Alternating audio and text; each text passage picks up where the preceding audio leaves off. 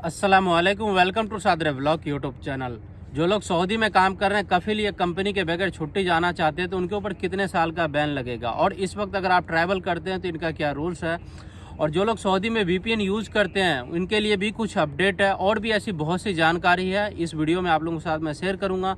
तो इस वीडियो को एक अभी से लाइक कर दीजिए और चैनल पर पहली बार चैनल को सब्सक्राइब कर लीजिए। कोई भी वीडियो अपलोड करो तो उसका नोटिफिकेशन आप तक पहुँच सके।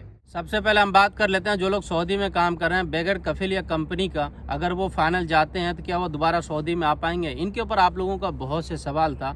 डिपेंड करता है कि आपके ऊपर केस कौन सा है। अगर आप मकतब आमल से या महकमा से या आप इंडियन एम्बेसी लेबर कोड कहीं से भी अगर आप एग्जिट लेते हैं तो आप जा करके आ सकते हैं। इनमें क्या होता है कि कुछ ऐसे केस होते हैं जिसमें आपको 3 साल का बैन कर दिया जाता है। अगर आपका ऑलरेडी इकामा एक्सपायर है और इस केस में अगर आप फाइनल एग्जिट लेकर के कहीं से भी जाते हैं तो आप दोबारा सऊदी बहुत जल्द आ सकते हैं। बेशक आप 2 दिन बाद आना चाहें तो आप आ सकते हैं। डिपेंड करता है कि आपके ऊपर केस कौन सा है। अगर आप लोग चाहे जेल के जरिए भी जाते हैं तो जेल के जरिए भी हर किसी को डिपोर्ट नहीं किया जाता है। केस के ऊपर डिपेंड होता है कि उनके ऊपर केस क्या है। और आप लोगों का मेन अहम सवाल ये भी था कि मैं सऊदी से आया हूँ, इंडियन एम्बेसी से आया हूँ, आए हुए मुझे 5 दिन हो गए, यहाँ पे फाइनल एग्जिट दिखा रहा है, क्या मैं दोबारा सऊदी आ सकता हूँ। तो आप बिल्कुल सऊदी आ सकते हो। पहले आप अपना एंट्री चेक करवाओ कहीं मकतब आमल से, या जो इंडिया में वीज़ा स्टैंपिंग होता है आप वहाँ से, कि सऊदी में आपका एंट्री है या नहीं है। अगर आप नेट पे चेक करते हैं तो उसको चेक करके आप बिल्कुल ही ना आए। अगर ज़रा सा आप गलती करते हैं तो एयरपोर्ट से आपको वापस कर दिया जाएगा। अभी 2 दिन पहले एक और वाक़या हुआ कि यहाँ से मकतब आमल से एग्जिट लेकर के इंडिया गया हुआ। इंडिया जाने के बाद वो नया वीज़ा स्टैम्प करा के आया और सऊदी एयरपोर्ट से उसे वापस कर दिया। उन्हें बोला कि 3 साल का आपके ऊपर बैन है। जब वो अपना एंट्री चेक किया खुद से तो उस पर दिखा रहा था कि फाइनल एग्जिट दोबारा वो लोग आ सकते हैं, क्योंकि वो ग्रीन दिखा रहा था। तो आप खुद से चेक करने से कोई फ़ायदा नहीं है। आप किसी ऑफिस से या मकतब आमल से आप चेक कराएं, उसके बाद ही आप इस कंट्री में काम के लिए आएँ। 2023 में जो लोग हज करना चाहते हैं, सऊदी की गवर्नमेंट ने अनाउंसमेंट कर दिया कि हज की रजिस्ट्रेशन अगले महीने 5 तारीख से चालू कर दिया गया। अगर आप इंडिया, पाकिस्तान, बांग्लादेश किसी भी कंट्री से इस वीडियो को देख रहे हैं, अगर आप लोग हज करना चाहते हैं तो जो ऑफिस है, जो रजिस्ट्रेशन ऑफिस है, आप वहां जा कर के जो वीज़ा स्टैंपिंग का वहां से आप ले सकते हैं ये पैकेज। और जो इसका प्रोसेस है वो आगे इसे कंप्लीट करेगा। इन्हें आप लोग खुद से फॉर्म फिलअप नहीं कर सकते, रजिस्ट्रेशन नहीं कर सकते हैं। जो लोग सऊदी में ऑलरेडी मौजूद है वर्क वीज़ा में, अगर वो लोग हज करना चाहते हैं तो वो लोग खुद से भी रजिस्ट्रेशन कर सकते हैं और जाके हज कर सकते हैं। उसके लिए किसी भी एजेंट और ब्रोकर की ज़रूरत नहीं है। जो सऊदी से बाहर रहते हैं वो लोग आना चाहते हैं तो उसके लिए ऑफिस का सहारा लेना पड़ेगा। आप सभी का सवाल होता है क्या सऊदी का इस वक्त न्यू वीज़ा नहीं निकल रहा है, मैं इंडिया, पाकिस्तान, बांग्लादेश से न्यू वीज़ा पे आना चाहता हूँ। तो इस वक्त न्यू वीज़ा का बहुत ज़्यादा इशू चल रहा है, और जितने भी यहाँ पे लोग काम करते हैं और वो कंटिन्यू उसी वर्क पे है।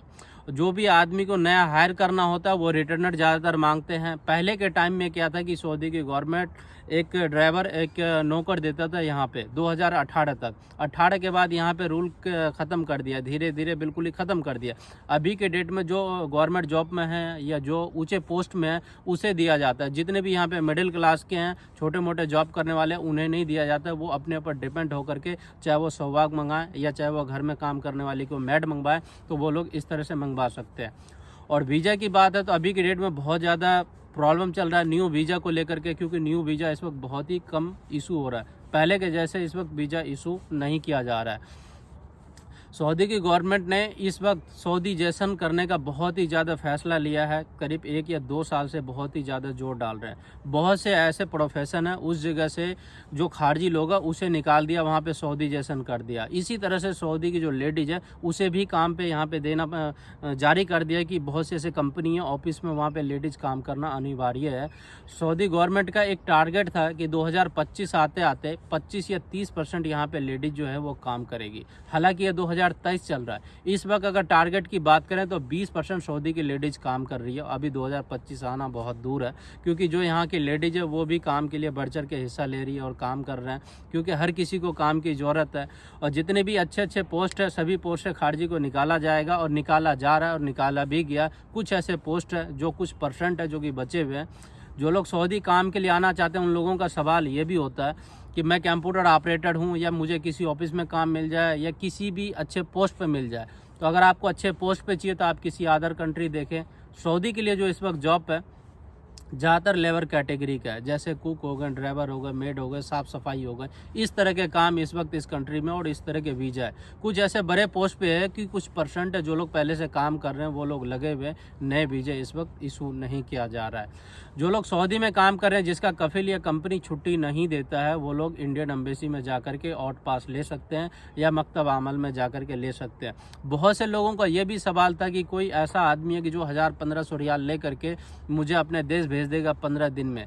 वो आपको भेज देगा, 1000-1500 रुपये आपसे लेगा, बलदिया केस में आपको फंसा करके जेलों में बंद करा के 15 दिन 20 दिन रखेगा, उसके बाद आपको अपने देश भेजेगा।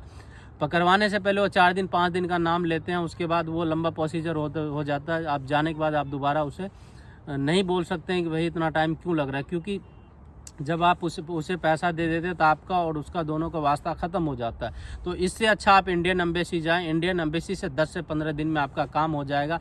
आप अच्छी तरह से इज्जत से जाएंगे और दोबारा इस कंट्री में काम के लिए आ सकते हैं। हम बात कर लेते हैं वीपीएन के बारे में। जो लोग गल्फ़ कंट्री में काम करते हैं 90% लोग वीपीएन यूज करते हैं। और वीपीएन ब्लॉक क्यों किया जाता है? वीपीएन का मतलब ये होता है कि जो भी साइट लॉक है उसे अनलॉक करने के लिए।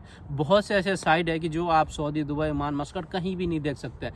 फिर भी लोगों की मजबूरी होता है कि वीपीएन लगा करके उन साइट को ओपन करते हैं, वीपीएन लगा करके व्हाट्सएप कॉलिंग करते हैं, बहुत से ऐसे काम होता है। हालांकि यहाँ की गवर्नमेंट ने अलाउ नहीं किया कि आप वीपीएन यूज़ नहीं कर सकते हैं। हालांकि वीपीएन से अब तक कोई भी आदमी नहीं पकड़ा गया कि वीपीएन के चलते वो पकड़ा गया, उसे जेल हुआ, उसे सजा हुई हो।